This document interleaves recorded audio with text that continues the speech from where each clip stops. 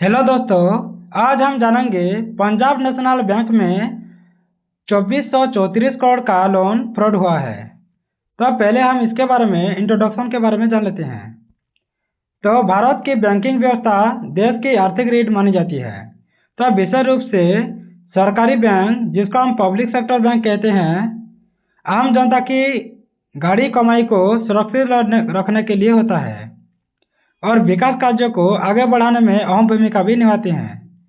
लेकिन जब इन्हीं बैंकों में हजारों करोड़ रुपए के घोटाले सामने आते हैं तो यह केवल आर्थिक नुकसान नहीं होता है, बल्कि जनविश्वास पर सीधा प्रहार होता है। तो पीएनबी में 2434 करोड़ का लोन फ्रॉड ऐसा ही एक मामला है, जिसने एक बार फिर भारत की बैंकिंग प्रणाली की कमजोरियां, भ्रष्टाचार और निगरानी की कमी को उजागर कर दिया है। तो पहले हम पीएनबी का संक्षिप्त परिचय के बारे में जान लेते हैं। क्या है पीएनबी? तो पीएनबी का full form Punjab national bank होता है। इसकी स्थापना 1894 को हुआ था, 1894 को। तो भारत का दूसरा सबसे बड़ा सरकारी बैंक भी है। यहाँ पर करोड़ों खाता धारक हैं। यहाँ पर एमएसएमई, कृषि, शिक्षा और उद्योग को लोन मिलता है। पीएनबी की छवि लंबे समय तक एक भरोसेमंद बैंक रही है, लेकिन बड़े बड़े घोटालों ने इसकी साख को गहरी चोट पहुंचाई है। तो 2434 करोड़ का फ्रॉड क्या है, उसके बारे में जान लेते हैं। तो यह फ्रॉड कॉरपोरेट लोन से जुड़ा मामला है, जिसमें बड़ी रकम का लोन देते हैं और फर्जी दस्तावेजों का आधार होता है। तो बैंक अधिकारियों की मिलीभगत से ही ये होता है और नियमों की अनदेखी भी करते हैं। स्वीकृत किया गया है कि बाद में यह पूरा लोन चुका दिया जाएगा, लेकिन डिफॉल्ट हो जाता है और ये एनपीए यानी नॉन परफॉर्मिंग एसेट्स बन जाता है। उसके बाद बैंक को 2434 करोड़ का नुकसान भी हो गया है। तो फ्रॉड का पूरा तरीका क्या होता है, यानी फ्रॉड कैसे होता है? तो पहले तो फर्जी कंपनियों का निर्माण होता है। कागजों पर कंपनियां होता है, असली बिजनेस नहीं होता है। एक ही व्यक्ति कई कंपनियों का डायरेक्टर भी होता है। उसके बाद फर्जी वित्तीय दस्तावेज भी देते हैं। तो बढ़ा चढ़ाकर दिखाई गई आयों पर और नकली बैलेंस शीट दिखाया जाता है और फर्जी टैक्स रिटर्न को भी दिखाया जाता है। उसके बाद झूठी संपत्ति का विवरण भी दिया जाता है। तो बैंक आधारित अधिकारियों की भूमिका भी होता है, जैसे क्रेडिट अप्रेजल में लापरवाही किया जाता है, जोखिम जानबूझकर किया जाता है और नज़रअंदाज भी किया जाता है। रिश्वत या दबाव की संभावना भी बन जाता है और सीबीआई सिस्टम में गलत एंट्री भी हो जाता है। इसके कारण भी फ्रॉड होता है। उसके बाद बड़े अमाउंट का लोन पास किया जाता है बिना पर्याप्त गारंटी की, बिना फील्ड वेरिफिकेशन के और नियमों के खिलाफ ओवरड्राफ्ट भी किया जाता है। उसके बाद पैसे का दुरुपयोग भी किया जाता है, जैसे बिजनेस में निवेश नहीं होता है, उसके बाद भी पैसा विदेश या अन्य खाते में ट्रांसफर किया जाता है, पर निजी कंपनियों पर यानी निजी संपत्ति पर खरीद नहीं किया जाता है। उसके बाद जानबूझकर डिफॉल्ट किया जाता है, क्योंकि ईएमआई देना बंद हो जाता है तो बैंक नोटिस की अनदेखी करती है और अत्यंत में लोन को एनपीए में डाल दिया जाता है। उसके बाद 2434 करोड़ कैसे डूबे, उसके बारे में थोड़ा जान लेते हैं। तो पहले तो कुल लोन की बात करें तो 2434 करोड़ होता है। लोन की प्रकार तो ये कॉरपोरेट लोन लेते हैं, जो कि एमएसएमई से गारंटी दिया गया है कि अपर्याप्त या फर्जी के मामले में ही लिया गया है। भुगतान की स्थिति की बात करें तो डिफॉल्ट कर चुका है ये, तो अंतिम परिणाम क्या होगा, एनपीए में डाल दिया जाता है। यह रकम सीधे बैंक के मुनाफे और पूंजी को प्रभावित करती है। उसके बाद नॉन परफॉर्मिंग एसेट्स क्या होते हैं, उसके बारे में जान लेते हैं, क्योंकि मैं बार बार कहा है एनपीए क्या है, एनपीए के बारे में, तो उसके बारे में थोड़ा जान लेते हैं। तो एनपीए की परिभाषा की बात करें तो जब कोई कर्जदार 90 दिन तक ब्याज या मूलधन न चुका पाए तो वह लोन एनपीए बन जाता है। तो एनपीए के नुकसान होता है, जैसे बैंक की आय घट जाती है, नए लोन देने की क्षमता कम हो जाती है क्योंकि बैंक में कम पैसा रहता है। तो सरकार को पैसा डालना भी पड़ता है, क्योंकि बैंक के पास पैसा नहीं रहेगा तो क्या होगा, सरकार मजबूर होकर बैंक को पैसा देता है।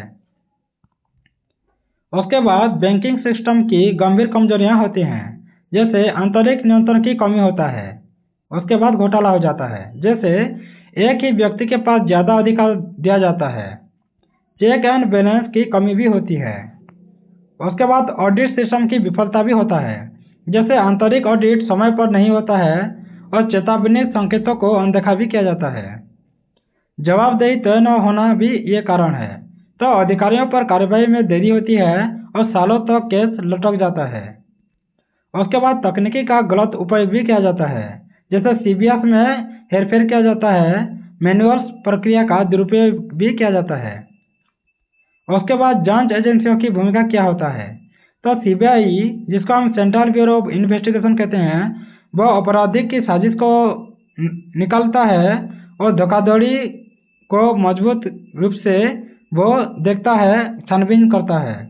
और बैंक अधिकारियों की भूमिका भी बहुत होता है, जैसे बैंक अधिकारी की जांच भी करता है सीबीआई। उसके बाद ईडी का भी काम होता है यहाँ पर, तो एनफोर्समेंट डायरेक्टर का, जैसे मनी लॉन्ड्रिंग केस की या संपत्ति जब्ती करना या विदेशी लेन देन की जांच करना, ये सब ईडी ही करता है। उसके बाद एसएफआईओ भी होता है, तो ये क्या करता है, कंपनियों की फाइनेंशियल जांच भी करता है। उसके बाद बैंक अधिकारियों की जिम्मेदारी क्या होता है, तो इस घोटाला ने यह सवाल खड़ा कर दिया है कि क्या सिर्फ बिजनेसमैन ही दोषी होता है, पर नहीं, तो बैंक अधिकारियों की लापरवाही, नियमों का जानबूझकर उल्लंघन करना ही, नैतिकता की कमी भी इस घोटाले के मुख्य कारण होते हैं। तो सरकार और आरबीआई की प्रतिक्रिया क्या है, तो सरकार कहता है कि बैंक रिकैपिटलाइजेशन को बेहतर बनाना होगा, सख्त कानून अपनाना होगा और इंसॉल्वेंसी या बैंकरप्सी कोड यानी आईबीसी को भर से सख्त नियम पालन करना होगा।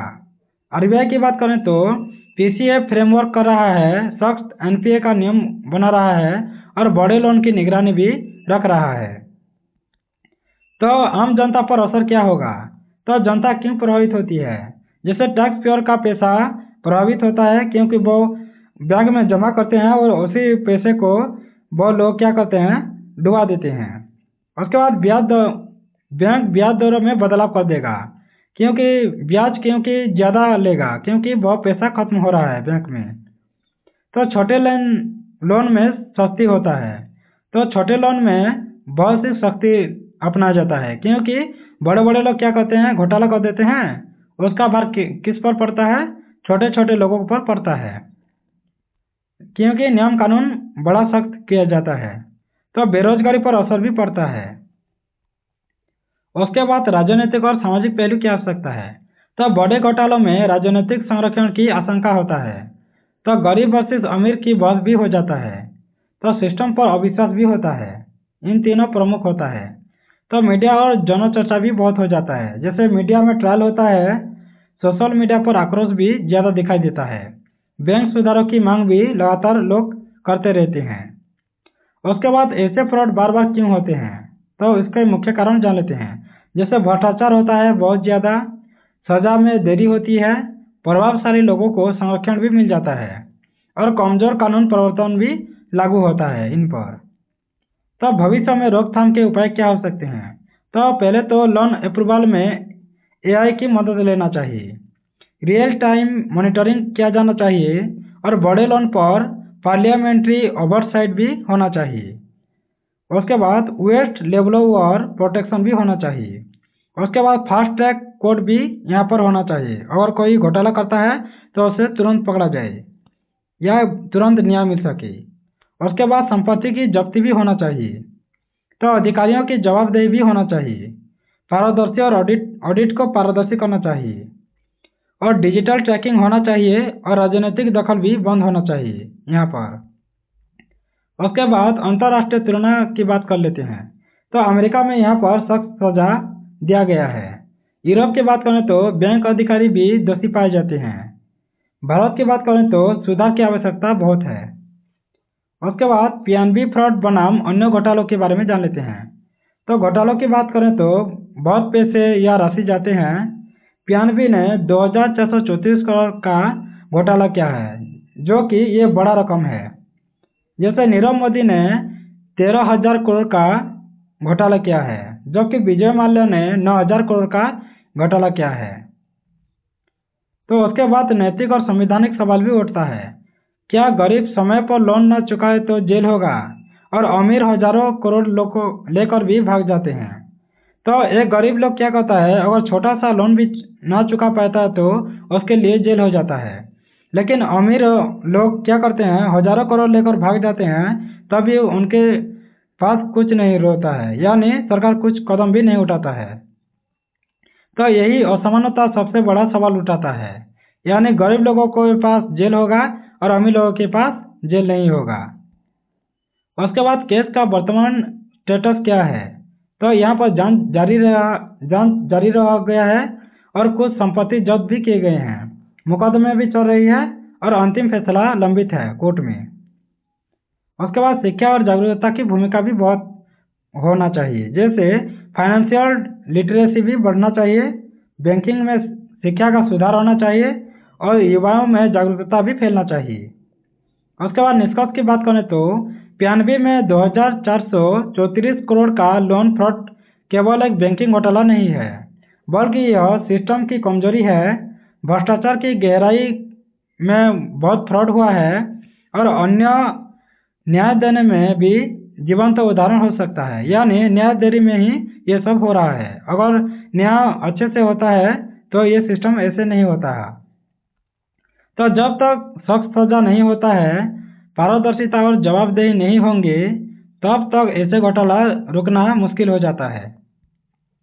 Thanks for watching. अगर ऐसे वीडियो आपको अच्छी नई जानकारियाँ आपको अच्छा लगता है तो सब्सक्राइब कर दें, बेल आइकन दबा दें, लाइक करें, शेयर करें और कमेंट करना ना भूलिए। धन्यवाद।